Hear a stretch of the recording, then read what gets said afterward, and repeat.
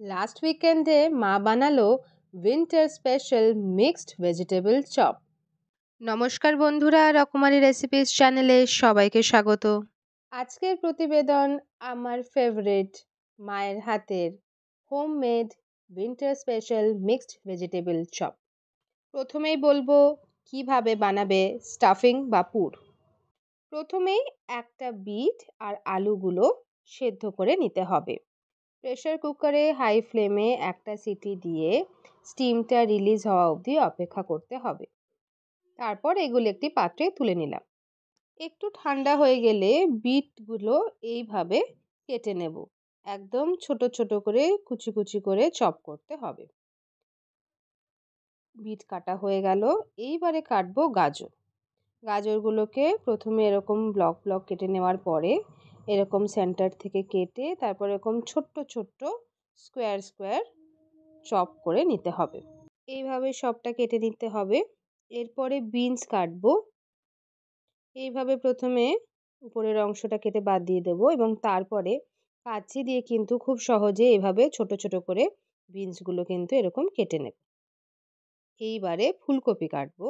ফুলকপিগুলো একদম ছোট্ট ছোট্ট করে কাটতে হবে, শক্ত অংশটা বাদ দিয়ে দেব। ফুলের অংশটা এরকম ছোট্ট ছোট্ট করে চপ করে নেব। ফুলকপিটা এইভাবে সবটা কেটে নেব। ফুলকপি কাটা হয়ে গেলে পেঁয়াজগুলোকে এরকমভাবে চপ করব। প্রথমে এরকম ডাইস করে তারপরে এরকম চৌকো চৌকো করে সবটা চপ করে নেব। এইবার একটা মিক্সার গ্রাইন্ডারে নিলাম দুটো কাঁচা লঙ্কা, কয়েক কোয়া রসুন আর আদা নিয়ে বেটে নিলাম। স্টাফিং তৈরির সমস্ত ইনগ্রেডিয়েন্টস রেডি করে ফেলেছি। তার মধ্যে রয়েছে কুচনো পেঁয়াজ, কুচনো বিনস, কুচনো গাজর, কুচনো ফুলকপি, সেদ্ধ বিট কুচনো, সেদ্ধ আলু, মটরশুঁটি, কুচনো ধনেপাতা আর আদা, কাঁচা লঙ্কা আর রসুনের পেস্ট। এইবার স্টাফিং বানানো স্টার্ট করব। গরম কড়াইতে দিলাম কুকিং অয়েল। তেল গরম হয়ে গেলে তাতে 1 টেবিল স্পুন রসুন, আদা আর কাঁচা লঙ্কার পেস্ট দিয়ে দিলাম। লো টু মিডিয়াম ফ্লেমে 1 মিনিট মতো নাড়াচাড়া করব যতক্ষণ না কাঁচা গন্ধটা চলে যাচ্ছে এবং সুন্দর ভাজা গন্ধটা বের হচ্ছে। এরপরেই দিয়ে দেব কুচনো পেঁয়াজ। মিডিয়াম ফ্লেমে পেঁয়াজটা নাড়াচাড়া করব। পেঁয়াজটা যতক্ষণ না নরম হচ্ছে ততক্ষণ নাড়াচাড়া করতে হবে। দিয়ে দিলাম 1 ছোট চামচ নুন। নুন দিলে পেঁয়াজটা তাড়াতাড়ি নরম হয়ে যাবে। পেঁয়াজ বেশি ভাজতে হবে না, এরকম রং পরিবর্তন হয়ে এসছে এবং নরম হয়ে এসছে। এই পর্যায়ে আসলেই দিয়ে দেব কুচনো গাজর, কুচনো ফুলকপি, কুচনো বিনস। এইবারে সবজিগুলো আবার ভালো করে নাড়াচাড়া করব। পুরো সময় ফ্লেম থাকবে মিডিয়ামে। সবজিগুলো 1-2 মিনিট নাড়াচাড়া করবার পরে দিয়ে দিলাম বিট কুচনো, মটরশুঁটি এবং আবার সবটা ভালোভাবে নাড়াচাড়া করব। দিলাম 1 ছোট চামচ নুন, 1 চামচ গুঁড়ো চাট মশলা, 1 চামচ ঘরে তৈরি ভাজা মশলা গুঁড়ো, 1 ছোট চামচ হলুদ গুঁড়ো। সবটা ভালোভাবে মিশিয়ে নিতে হবে। ভালো করে মেশানো হয়ে যাওয়ার পরে দিয়ে দেব 1 ছোট বাটি জল। তারপর আবার সবটা মিশিয়ে নেব।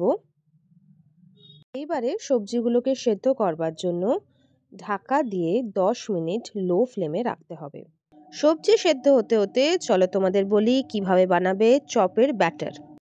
একটি বাটিতে নিলাম 2 টেবিল স্পুন ময়দা, 1 টেবিল স্পুন কর্নফ্লাওয়ার আর 1 টেবিল স্পুন বেসন, ছোট 1 চামচ নুন আর ছোট 1 চামচ হলুদ। সবগুলো ইনগ্রেডিয়েন্টস ভালো করে মিশিয়ে নেব এবং তারপরে অল্প অল্প জল দিয়ে ব্যাটারটা বানাবো। একবারে কিন্তু বেশি জল দেব না, অল্প অল্প জল দিয়ে মিক্স করব এবং যে আঠা আঠা হয়ে আসবে সে আবার আরেকটু জল দেব। এইভাবে অল্প অল্প জল দিয়ে কিন্তু ব্যাটারটা বানাবো। ব্যাটারটা একদম যেন স্মুথ হয়, কোনো লাম্প যেন না থাকে। ব্যাটার তৈরি হওয়ার পর কিছুক্ষণ ঢেকে রাখবো, তাহলে চপগুলো ভালো তৈরি হবে।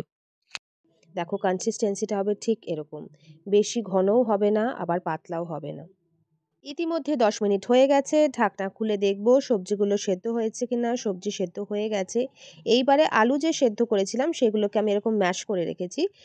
আগে থেকে ম্যাশ করে রাখা আলুগুলো দিয়ে দিলাম সেদ্ধ করা সবজির মধ্যে। এইবারে সবটা ভালো করে মিশিয়ে নেব। সবটা ভালো করে মেশানো হয়ে গেলে এর মধ্যে দিয়ে দেব কিছু পরিমাণ ভাজা চিনেবাদাম আর কুচনো ধনেপাতা। আবার সবটা ভালো করে মিশিয়ে নেব। পুর তৈরি হয়ে গেছে। এবারে উপর থেকে এরকম ছোট এক হাতা ময়দা ছড়িয়ে দেব। স্টাফিং তৈরি করবার সময় এভাবে কিছুটা ময়দা মিশিয়ে দিলে যখন পুর বানানো হবে তখন বাইন্ডিংটা ভালো হবে।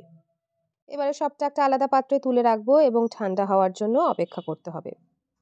এরই মাঝে বাড়িতে বানিয়ে নেব চপ ভাজার জন্য বিস্কিট গুঁড়ো। একটা মিক্সার গ্রাইন্ডারে এরকম 4টে মেরি বিস্কিট, 4টে ক্রিম ক্র্যাকার বিস্কিট আর ছোট এক বাটি মুড়ি দিয়ে দিলাম। ব্যাস আর কি, ঢাকনা লাগিয়ে মিক্সার গ্রাইন্ডারে ঘুরিয়ে দিলেই তৈরি হয়ে যাবে হোমমেড বিস্কিট গুঁড়ো। বাজারে তৈরি ব্রেড ক্রাম্পের জায়গায় হোমমেড চপে ইউজ করব বাড়িতে তৈরি বিস্কিট গুঁড়ো। এরই মাঝে সবজি ঠান্ডা হয়ে গেছে। এইবারে চপের স্টাফিং তৈরি করব। হাতেই প্রথমে একটু তেল লাগিয়ে নেব এবং তারপরে কিছুটা সবজি এরকমভাবে হাতে নেব। এইবারে এইভাবে গোল পাকাবো। হাতের মোশনটা একটু লক্ষ্য করো। যেই প্লেটের উপরে আমি স্টাফিংগুলো তৈরি করার পরে রাখবো তার উপরে আমি কিছুটা ময়দা ছড়িয়ে রেখেছি। এইবারে আবার দেখো তৈরি করে ফেলেছি স্টাফিংয়ের শেপটা। মোস্টলি এই শেপেরই হয় ভেজিটেবল চপ।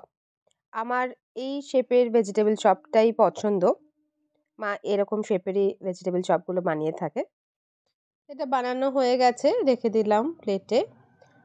আরেকটা দেখিয়ে দিচ্ছি। এরকম কিছুটা সবজি হাতে প্রথমে নিয়ে নিতে হবে। তারপরে হাতের মোশনটা লক্ষ্য করো। ঠিক এরকম মোশনে বানাতে হবে স্টাফিংয়ের শেপটা। দেখো তৈরি হয়ে গেল। এইভাবেই সবগুলো বানিয়ে নেব। সবগুলো বানানো হয়ে গেলে উপর থেকে এরকমভাবে ময়দা ছড়িয়ে দেব। তারপরে এইভাবে স্টাফিংগুলোকে ময়দা গুঁড়ো দিয়ে কোট করে নেব। হাতের মোশনটা লক্ষ্য করো, ঠিক এইভাবে করতে হবে। এরপরে চলে যাব নেক্সট স্টেজে। গুঁড়ো ময়দা দিয়ে কোট করা স্টাফিং প্রথমে ডোবাবো ব্যাটারে।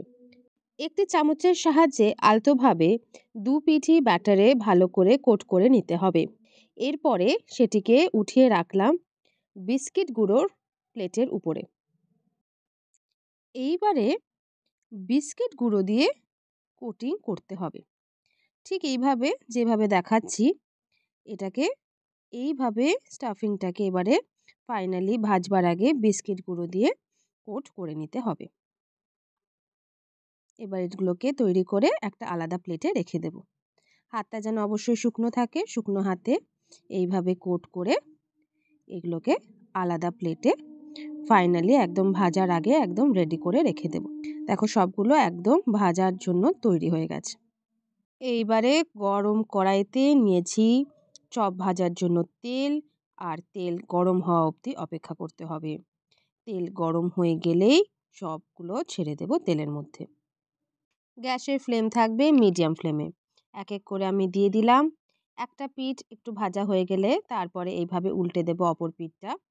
দুটো পিঠই যেন সমানভাবে ভাজা হয় সেদিকে লক্ষ্য রাখতে হবে। একটু সময় নিয়ে ভাজতে হবে। একটা পিঠ হয়ে গেলে উল্টে দেব যাতে অপর পিঠটাও ভালো করে ভাজা হয়। খুব হালকা হাতে সাবধানে কাজটা করতে হবে যাতে চপ ভেঙেও না যায় বা তেলও যাতে না ছেটে। চপ ভাজার সময় কয়েকটা জিনিস খেয়াল রাখতে হবে। যে পর্যায়ক্রমিকভাবে উল্টে পাল্টে নিতে হবে যাতে দুই দিকটাই সমানভাবে ভাজা হয়। কোনো একদিক যাতে বেশি পুড়ে না যায় এবং চপ যাতে বেশি ভাজা হয়ে গিয়ে পুড়ে না ওঠে। লক্ষ্য করো সবগুলো লালচে ভাজা হয়ে গেছে। এইবারে এগুলি একটা আলাদা প্লেটে তুলে নেব। এইটাই পারফেক্ট স্টেজ। এর থেকে বেশি ভাজবার দরকার নেই। এরকম ভাজা হয়ে গেলেই চপগুলোকে তেল থেকে তুলে নেব। চপ একেবারে খাওয়ার জন্য তৈরি। চপগুলো কতটা নরম হয়েছে ভেঙে দেখিয়ে দিচ্ছি। দেখো কতটা সুন্দর হয়েছে। ভিডিওটি সম্পূর্ণ দেখার জন্য অসংখ্য ধন্যবাদ।